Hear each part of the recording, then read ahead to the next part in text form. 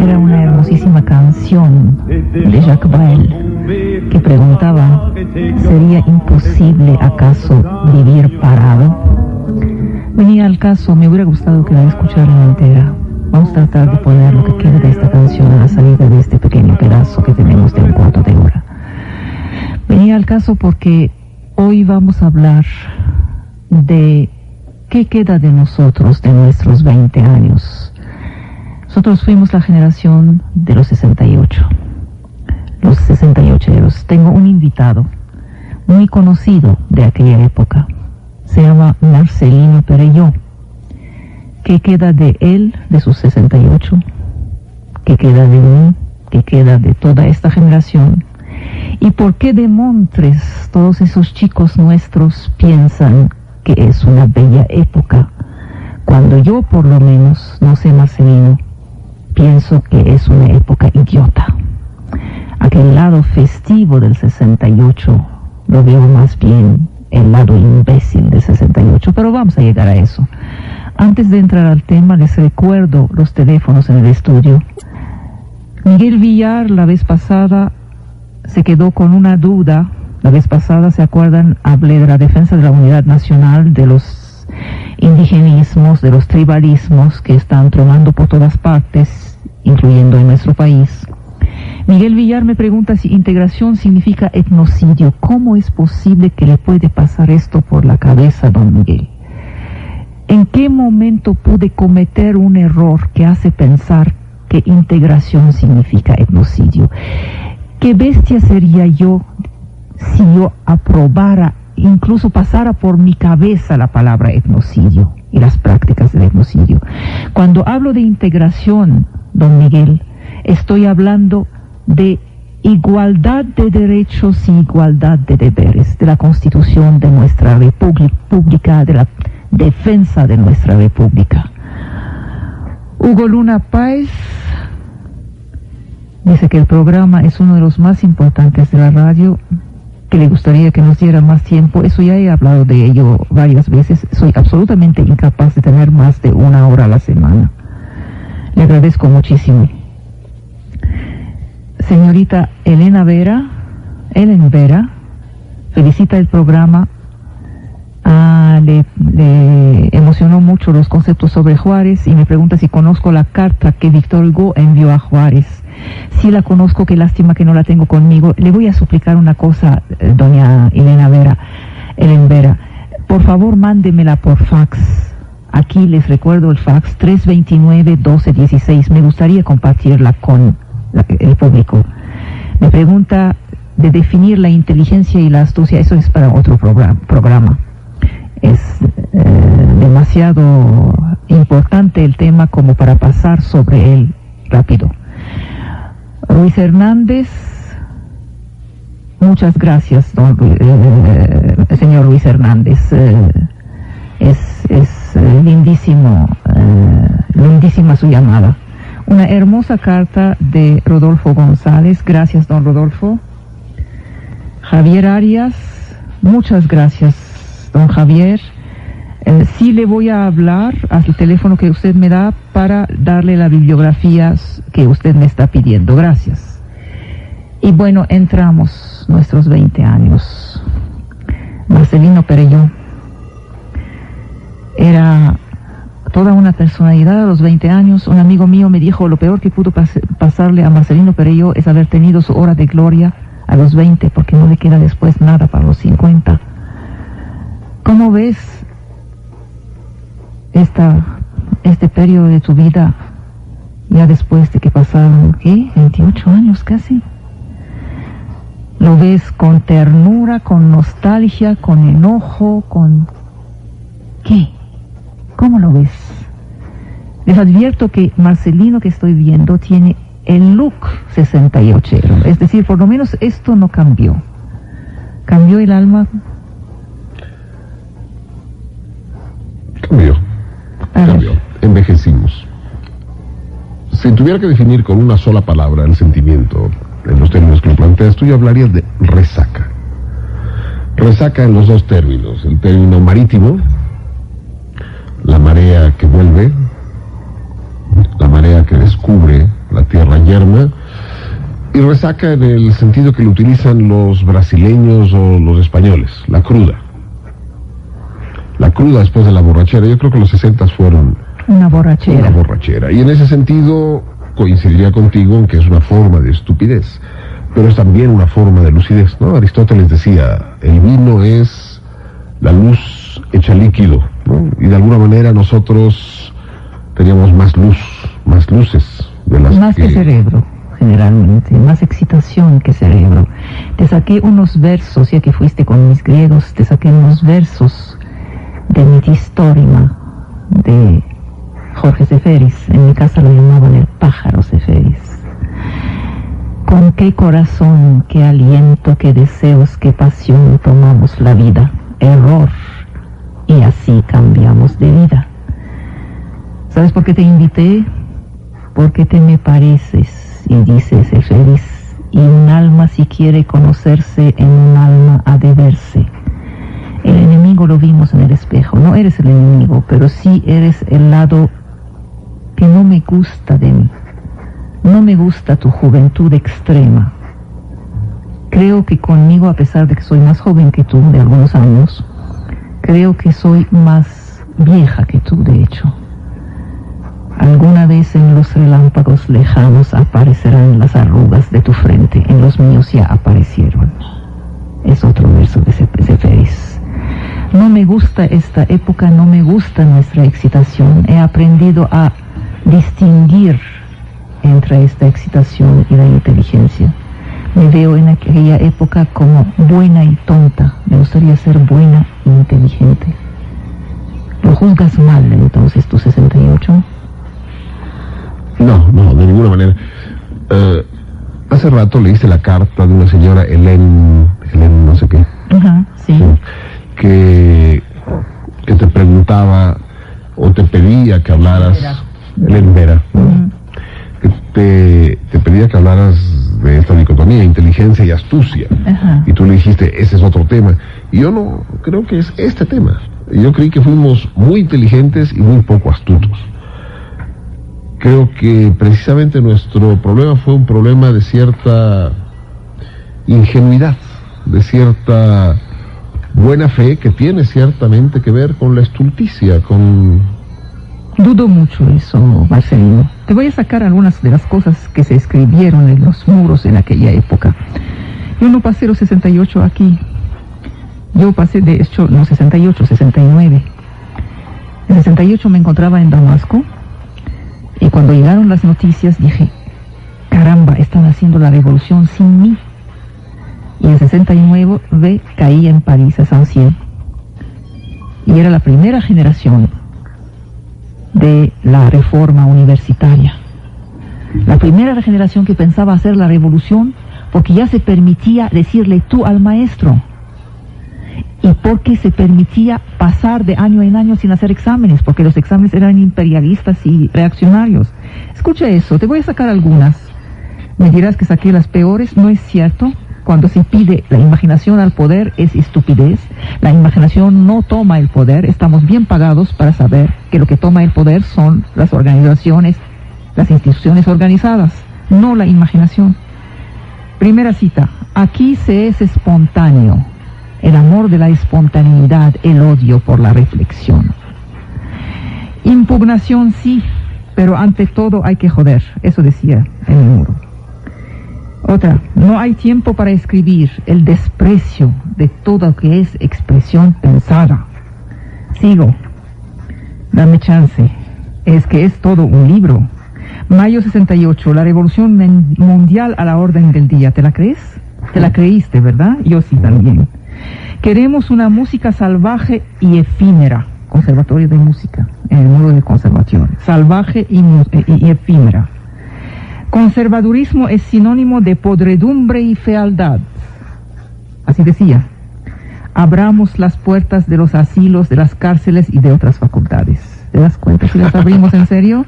Bueno, ahorita no es necesario abrirlas. Decreto el estado de felicidad permanente. Por decreto, ya lo sabemos, se puede hacer, ¿verdad? Tengo algo que decir, pero no sé qué. es exactamente eso. En las cavernas del orden nuestras manos forjarán las bombas. ¿Qué quiero decir con estas citas? Podría seguir mucho tiempo.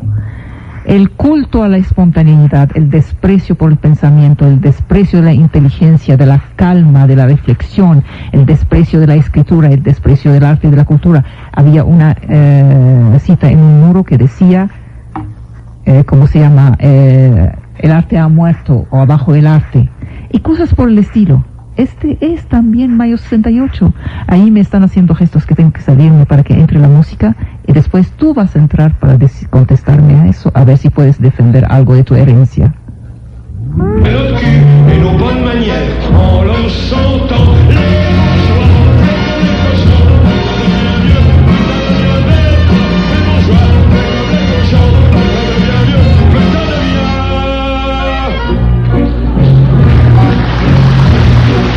Neftali Rendón me pregunta por qué ya tengo invitados en mi programa. No se preocupe, don Neftali, yo tengo muy pocos amigos, pero tengo ganas a veces de llevar a mis amigos y hablar con ellos al aire. Son mínimas las veces en que invito a algunos amigos. No es para entrevistarlos, yo no entrevisto a nadie, es para debatir con ellos. Pero la mayor parte del tiempo hago mis programas sola. Ahorita estoy preparando una serie, como les dije la vez pasada, sobre el paradigma perdido de la naturaleza humana, el paso del animal al hombre, que va a pasar el 25 de marzo, de febrero y el 3 de marzo. ¿3 o sí? Bueno, el último domingo de febrero y el 1 de marzo. Y es una investigación que me está tomando muchísimo tiempo. Entonces, esta vez y la semana próxima sí voy a tener invitados. ¿Qué más? Señor Homero Arriaga me invita a la Universidad Iberoamericana para el mes de marzo. No voy a estar todo el mes de marzo en México. Van a pasar programas grabados a partir del 10 de marzo. Entonces va a ser bastante difícil que yo estuviera. De todos modos, le agradezco muchísimo.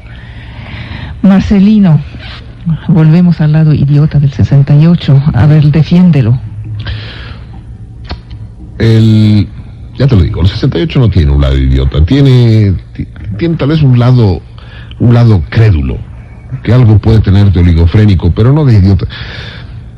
Siguiendo tu línea, Agnes Heller, sí, que en más de un punto es tangente contigo, habla de nosotros como de la generación alienada, uh-huh, que en otros términos quiere decir la generación que se fue con la finta, uh-huh, la generación que creyó lo increíble, y eso suena un poco a las citas que hacías tú de los muros de Paridas, ¿no? Uh-huh. Creer en lo increíble. El problema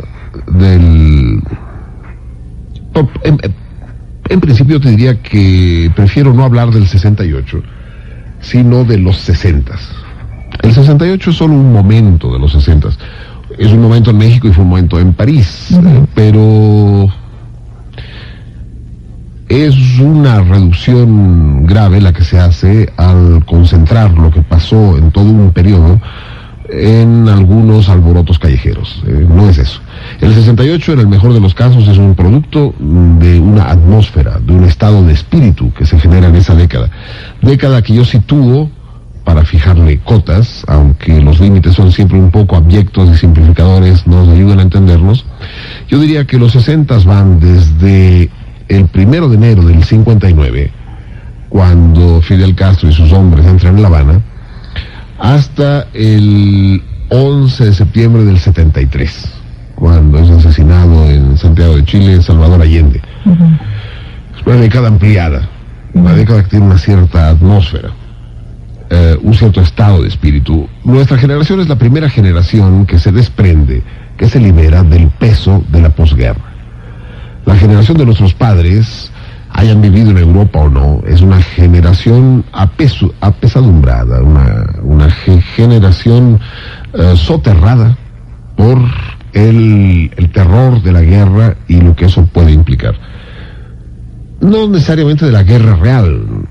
Los mexicanos o No tuvieron guerra real. No tuvieron guerra real, ¿no? Pero es la guerra simbólica la que que a veces puede ser más terrible que la real. ¿Ves? Este es una afirmación de 68ero. Alguien más maduro no se atrevería a decir que la guerra simbólica es más terrible que la guerra real. Los que vivimos guerras reales no decimos esas cosas. Bueno, te dejo seguir. Sí, no sé si es un problema de madurez. Los que vivimos guerras simbólicas seguimos diciendo que es terrible. Ajá. En todo caso, hay sí en el 68, en los 60, una dosis importante de impertinencia. Ese me gusta, fíjate. Es lo que más me gusta del 68. Y esa impertinencia, esta insolencia, puede llevar a exabruptos, como los que leíste tú, que pueden ser confundidos con... el pensamiento 68ero. Eso. Bueno. Pero son más gestos que... Está bien, Marcelino. Si fuera nada más exabruptos, yo podría entenderlo. Tú y yo tenemos hijos de la misma edad, y sabemos de los exabruptos de la juventud, y sabemos de los nuestros también. No hay que confundir el bello gesto con el gesto real. Bien, pero aquí hay algo más grave, y tú llegaste al pensamiento, y qué bien que me llevaste a eso. Hay un antihumanismo en el pensamiento 68. Un antihumanismo, una oposición a esta realización del pensamiento occidental que encontraba sus raíces en Kant. Las aberraciones del 68 fueron muy grandes. Su pasión también fue muy grande. La base de su pensamiento era deconstructiva hacia los ideales del idealismo, del humanismo republicano y de las sociedades liberales. Se consideró en 68 a todas esas sociedades republicanas y liberales como el lugar de todas las represiones. Sabemos eso. El humanismo europeo que ha fundado la democracia estaba acusado de haber engendrado el nazismo y el colonialismo. Exactamente. Eso es grave. Parece que la culpabilidad de los males del mundo estaba en esta sociedad democrática occidental, y la lucha contra el colonialismo finalmente se transformó en el denominador común de esos 68eros que detestaban su realidad occidental y encontraban todas las maravillas en las realidades del exmundo colonizado. Exactamente, mira. Eso es grave, porque después les vino por encima, sobre las narices, la descolonización, y vimos horrores en los países descolonizados, peores que los que había hecho el colonialismo. Ahora ataca. Así es. Es decir, en los 60 se produce una derrota, y tú tienes una posición parecida a las que mantuvieron mantienen ciertos intelectuales alemanes contemporáneos, que acusan a los antinazis alemanes el hecho de haber perdido, que les recriminan, que no les toleran el hecho de haber perdido. Parece que tu invectiva fuera en contra de aquellos de la generación de los 60 que no supimos ganar. Es decir, no, yo camino sobre los pasos de Hegel, de Hölderlin, de Schilling, de Tübingen, sobre los senderos de de Heidelberg, de Gadamer, de Dieter Henrich, de Bubner, los maestros de la escuela de Frankfurt, Adorno. Camino sobre esos pasos. Sí, mira, tienes razón cuando hablas del anticolonialismo. Si los 60 y en particular el 68 en el mundo tiene un denominador común, algo que hace de ese fenómeno un término global, para usar una expresión de moda, es Vietnam. Los 60, el 68 en particular, se estructura en torno a Vietnam. No solo. Bueno, sigue tu idea y luego te paro. Digo que es el pilar, es el eje de la movilización. Por supuesto, en torno, si Vietnam es el eje del carrusel, los caballitos se llaman de muchas maneras. Los caballitos se llaman el movimiento de los Panteras Negras en Estados Unidos, se llama Bossa Nova en Brasil, se llaman los Beatles, se llama la liberación africana con Nkrumah, Senghor, Lumumba. Lumumba, se llama en México la nueva ola, la zona rosa. El 68 tiene 1000 facetas. En este gran carrusel que, te guste o no te guste, introdujo el color en el mundo. Hasta los 60, el nuestro era un mundo blanco y negro. Yo imagino que antes no, que a principios de siglo, la Belle Époque, los años 20, los panoramas parisinos, eran otra cosa. Pero lo que sí te aseguro es que el mundo que nos deja la guerra real y la guerra simbólica, es un mundo en blanco y negro. Tú eras muy niña para acordarte, pero lo debes saber. Antes de los 60, todas las sábanas en todo el mundo, Ikram, eran sábanas blancas. Todos los teléfonos eran teléfonos negros.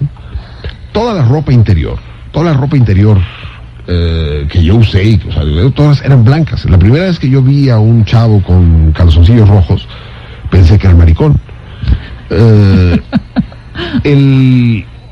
La televisión, por supuesto, era en blanco y negro.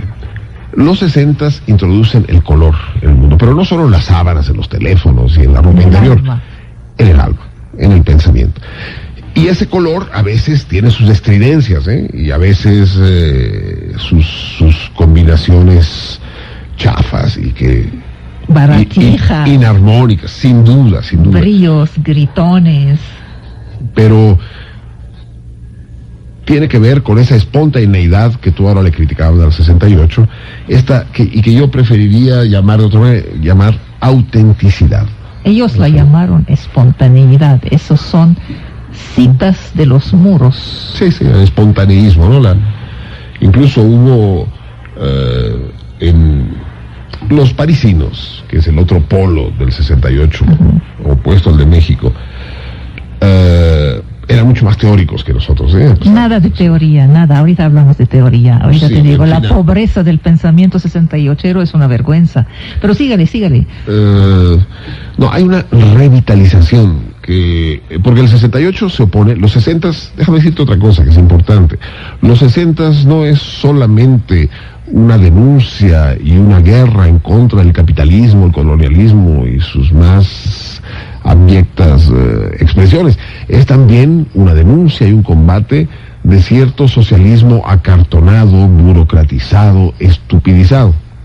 En ese sentido, el 68 yo creo que es el responsable de la hecatombe, del naufragio del socialismo acaecida unos años después. El 68 visto como el canto del cisne de la revolución, el final de las revoluciones.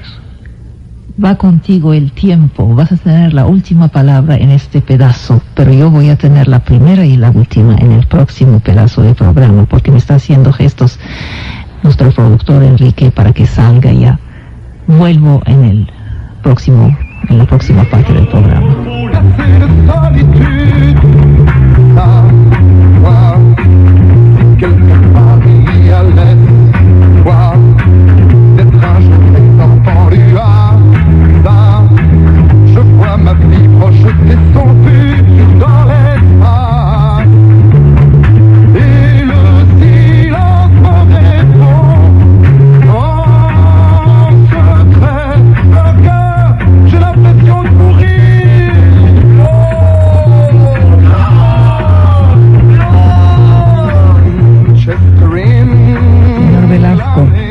Gracias por sus felicitaciones. Me pide hacer un tema sobre la monarquía británica y sus herederos. ¿En serio nos interesa? Eso es para el Hola. Yo creo que hay programas aquí que se ocupan de esas cosas, reyes y princesas y princesitas y ese tipo de revistas. Tienen mucho éxito, pero no me necesitan a mí para eso. A mí no me interesan esas cosas. No es el estilo del programa. Y de todos modos, el programa se llama El Banquete de Platón, no La Cama de la Reina. José Luis Machado, gracias, muy linda su llamada. Lupana Hernández, ¿por qué insulta a Marcelino? Puede estar en desacuerdo con él, puede discutir con él. A mí eso es lo que más me lastima de mi vida aquí. Parece que la única forma que tenemos de debatir es en insultos y contrainsultos, acusaciones. ¿Por qué? Que no hay argumentos para hablar. El argumento es la nobleza del espíritu. Marcelino, volvemos al pensamiento 68. a mí lo que me parece es que lo que no hubo es justamente un pensamiento estructurado. Y discúlpame, pero voy a tomar la segunda parte de nuestro programa. Como argumento me diste el color de los calzoncillos. Si nos quedamos en eso, entonces me estás dando un argumento a mi argumento. ¿Qué es lo que unía a esta gente? ¿Qué es lo que queda de eso? Por eso te dije, no es Vietnam. Lo que queda es mucho más grave. Mira, hoy del 68 no queda más que el culto del derecho a la diferencia, que nació del romanticismo y acabó desarrollando una ideología del gueto. Su misma buena fe, y la reconozco la buena fe, su misma buena fe resultó nefasta. Arruinaba sistemáticamente los esfuerzos de los demócratas del tercer mundo, acusándolos de colaborar con Occidente y de ser traidores a sus diferencias. La negritud, la arabidad no podían ser un hecho real que había que encarar con serenidad, con fuerza, con equilibrio. No, debían ser un destino manifiesto y una fatalidad. Esto es lo que queda del 68. El pensamiento 68 sobrevive en la excitación de todos los tribalismos, en el apoyo a todos los nacionalismos.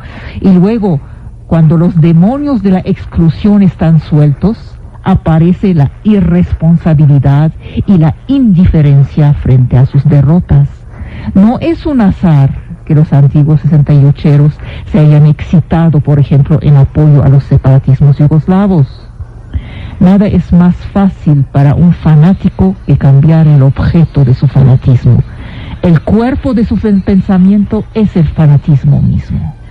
Hay belleza, por supuesto, hay poesía, por supuesto. Te retomo unos versos de Seferis. La vida que nos dieron a vivir, ya la vivimos. Ten lástima de aquellos que aún esperan con tan gran paciencia. ¿De acuerdo? Pero más allá del verso, aquí hay una responsabilidad, y a propósito, los 68eros no brillaron por su responsabilidad, ni siquiera privada, caramba. Estamos hablando de una generación en su totalidad divorciada, en su totalidad que no se ocupa de sus hijos. Es una generación que jamás ha querido crecer. Llega un momento en que son los hijos de sus hijos. Sí, mira, tú puedes hablar de, efectivamente, hay la impresión de que tú oyes campanas, pero no acabas de encontrar la iglesia. Hay algo de cierto en esta negativa a crecer, pero hay negativas a crecer distintas, ¿eh? Unos Dorian Gray y otros del tambor de hojalata. Y a mí me parece que tú quieres ver en esta negativa a aceptar un orden que les es profundamente antipático, una cierta presunción, una cierta frivolidad a la Dorian Gray, y no es eso. Si quieres somos tambores de hojalata, si quieres somos gentes que ante la derrota, ante el naufragio, quiero insistir mucho en este aspecto, tú no puedes reclamarles al 68 lo que puedes reclamar a los ganadores, a los victoriosos. Tú tienes que hablar con ellos como las gentes que pagaron el precio de sus propios ideales. Déjame... Unos gentes que navegamos. Tú me lees a Seferis. Yo no vine preparado para este esgrima que tú me planteas aquí. Si no, te hubiera traído el poema de otro poeta griego contemporáneo, Konstantinos Kavafis, y te hablaría de Ítaca. Uh-huh. Déjame contarte Ítaca y contarle a los radioescuchas. Dice Kavafis. ¿Tú leíste bien a Kavafis? Debes tener la misma traducción que yo. Viste que hay algunos poemas para mi gente, luego los leeremos, sí, cuando acabaremos de pelear en este programa. Vale la pena. Él dice, Ítaca es una pequeña isla en el mar Egeo, y Kavafis sugiere al viajante, dice, embárcate hacia Ítaca, vete a Ítaca, haz que el viaje sea lo más largo posible.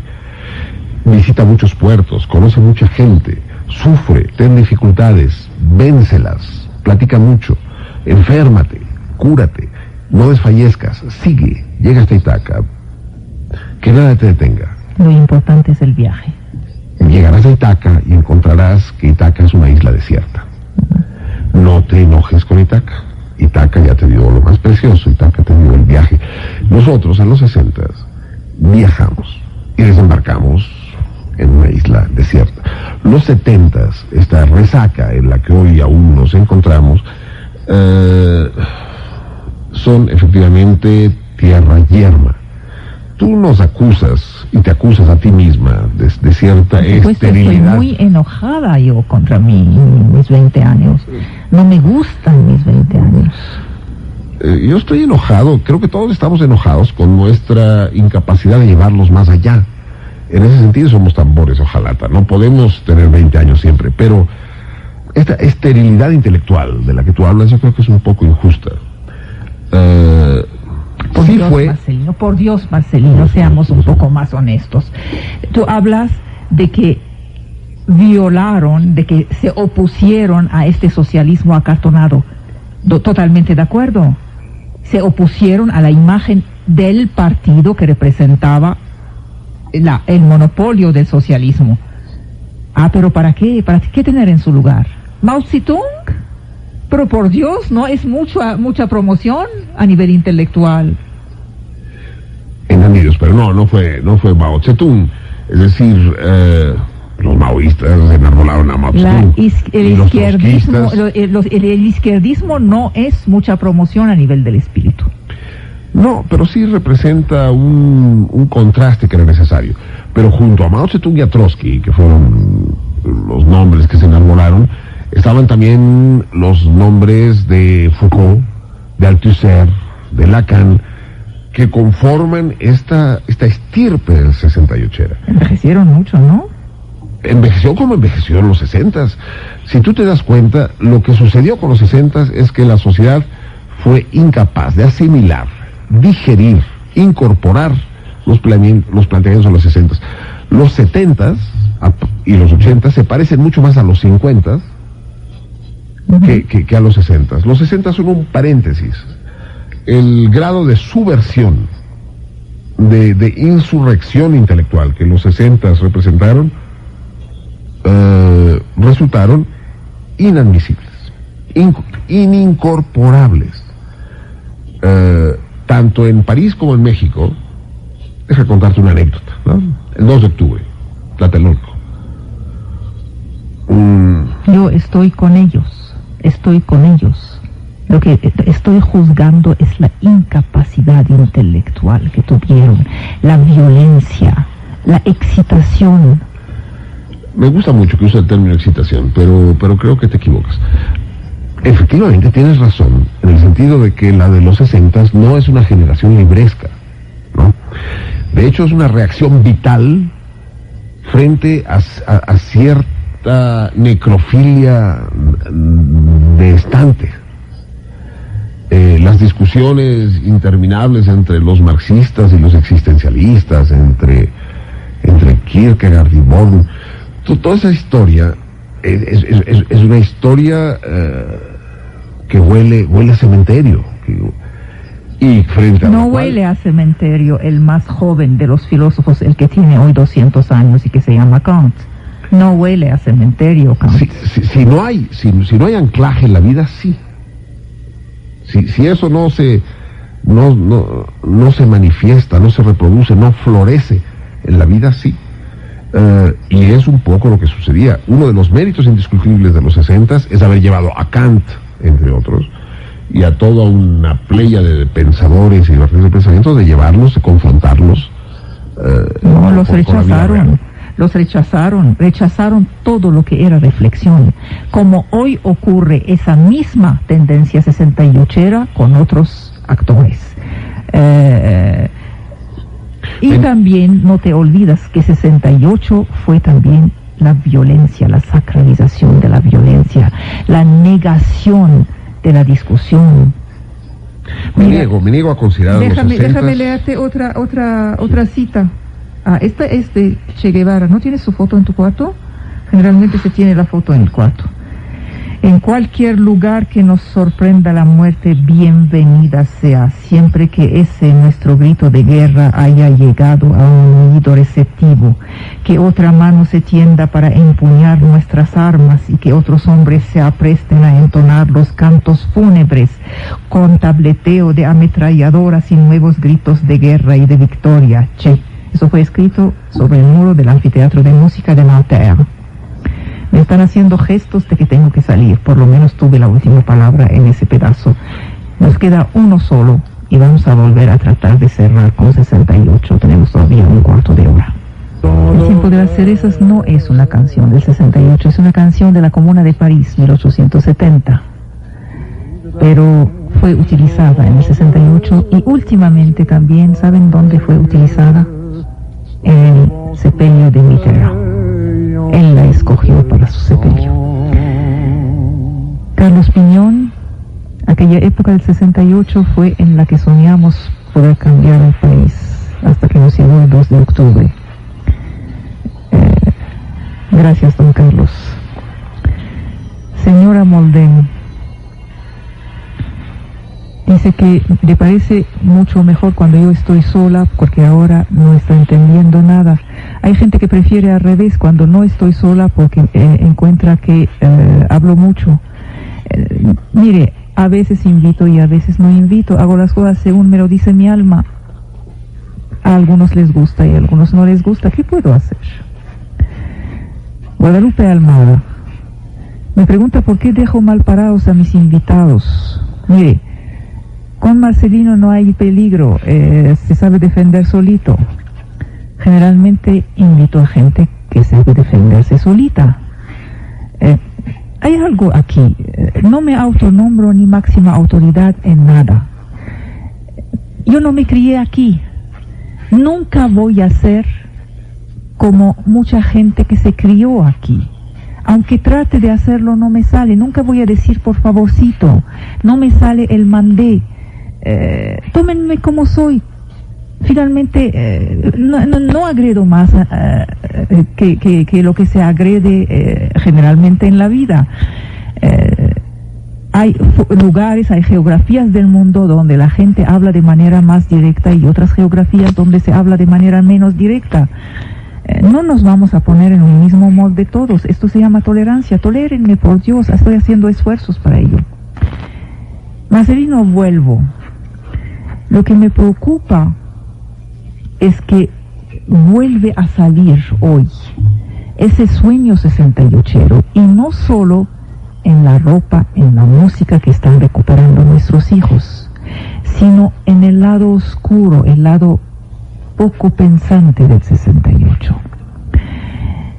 Mira, el año pasado, cuando salió la noticia de la tesis de Marcos, empezó todo el mundo a hablar de qué récord, de qué maravilla, de que es un genio, de que no sé qué.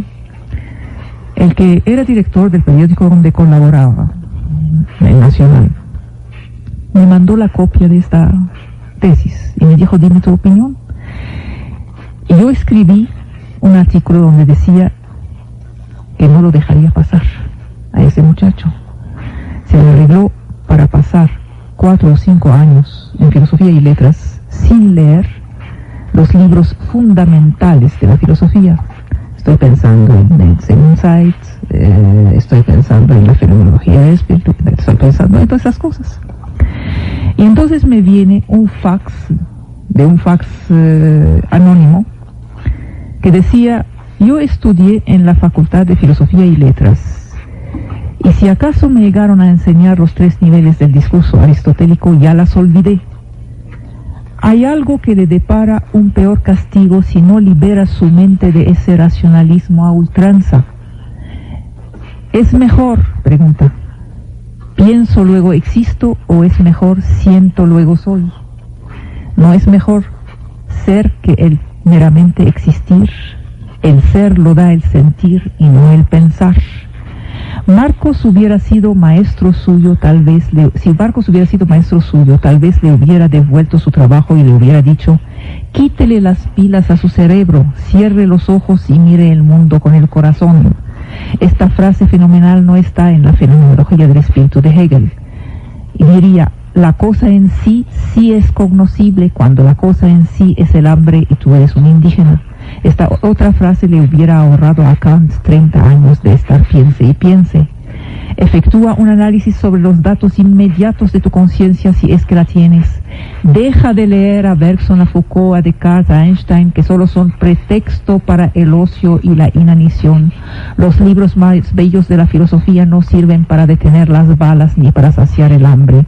Desecha tus 300 títulos y ve las fuentes, los supermachos, la familia Burrón, el Aguizote, México Negro, la Revolución Inconclusa. Y después, si quieres hablar de rigor, ven a vivir a la selva lacandona. Esto es el espíritu 68ero que está reviviendo hoy. No, me niego que veamos al 68 como una forma de oscurantismo.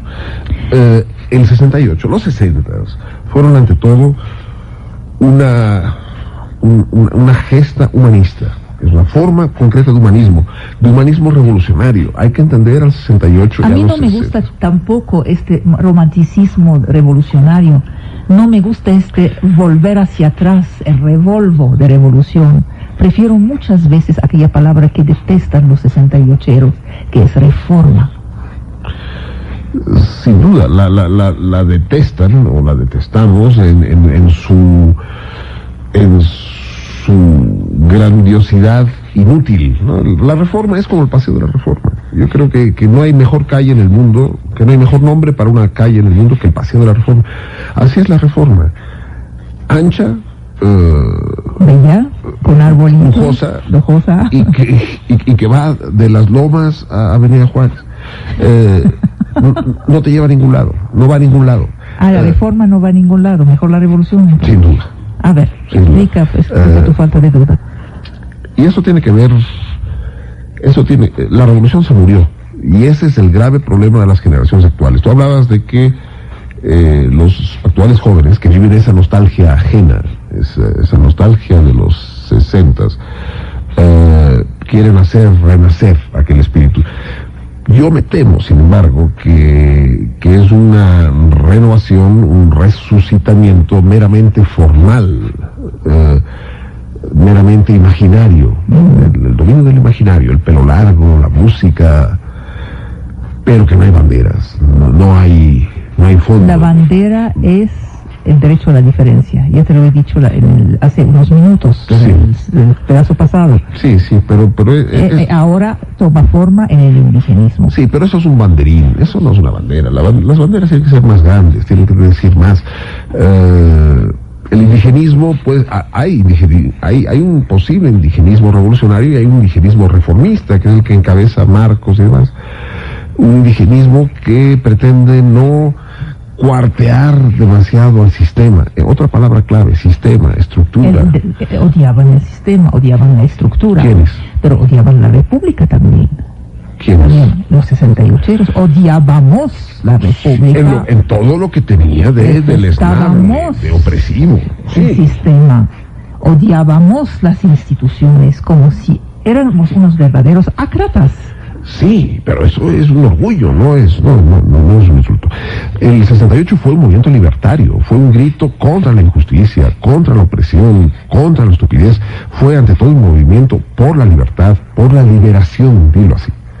Y en la medida en que en el mundo actual esa injusticia, esa opresión, esa estupidez están más vigentes que entonces, la herencia de los 60, en particular del 68, está por florecer.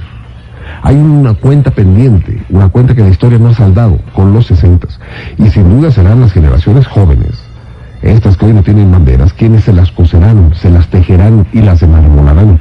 Y llegará un momento, Ikramantaki, en que tú misma te sentirás orgullosa de esta herencia que los jóvenes retomarán. Te sentirás orgullosa de haber pertenecido a esta generación que dejó un grito en suspenso. El grito libertario de los 60 es un grito que todavía tiene ecos. Yo entendí algo cuando estuve trabajando en mi último libro, cuando puse a dialogar a Maimónides y Averroes. Entendí que estaba hablando de dos periodos de la vida. El joven Maimónides, el adolescente Maimónides y el viejo Averroes, y yo me encontraba más en la piel del árabe, por supuesto. Pasas una vida, y en el momento en que te das cuenta que no puedes más que perder, que finalmente no han hecho más que perder todos los que te precedieron. Mira, Marcelino, yo no quiero a mi época, tampoco quiero a la que la precedió, pero no estoy nada segura que la que vaya a seguir sea mejor. Yo sé que el destino mío, el destino de los que me precedieron fue perder. Nuestros sueños fueron mucho mayores que nuestra realidad. Justo en ese momento se levanta un chiquillo baboso en mi casa y dice: ustedes no han sabido, yo sí voy a saber cambiar el mundo. Y ese chiquillo baboso, en tu casa, en la mía, en la de todos, esta adolescencia va a abrir las ventanas mientras yo cierro las puertas. Es por eso que el mundo gira, es por eso que Galileo tiene razón. Y sin embargo se mueve por su ilusión, no por mi lucidez, a pesar de que yo estoy segura que mi lucidez es la que tiene razón. No hace girar el mundo. Lo que hace girar el mundo es el error de los chicos, es decir, el error 68 que sigue después. Nos están diciendo que tenemos que irnos. No pudimos hacer gran cosa, vamos a seguir seguramente como una hora después de ese programa, ahí por la libre, Marcelino y yo, a pelear sobre nuestras juventudes. Buenas noches. Mais il est bien court le temps des cerises pendant le corail, qu'en cueillant